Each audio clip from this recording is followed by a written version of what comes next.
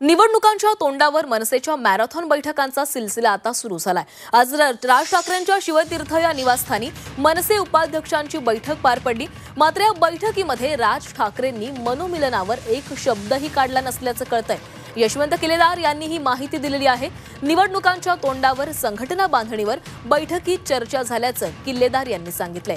त्यामुळे उद्धव ठाकरेंनी महाराष्ट्राच्या जनतेच्या मनात ते जे आहे ते होईल या वक्तव्यावर राज ठाकरेंच्या भूमिकेची प्रतीक्षा कायम आहे। राज ठाकरे साहेबांनी आजच्या बैठकीत त्या विषयावर चकार शब्द काढलेला नाही। तुमच्या पदाधिकाऱ्यांकडून काही मन की बात साहेबांजवळ झाली नाही आजच्या बैठकीत असं त्या विषयावर कोण साहेबांकडून किंवा आमच्याकडून कोणताही विषय झालेला नाही। अहवाल दिल्यानंतर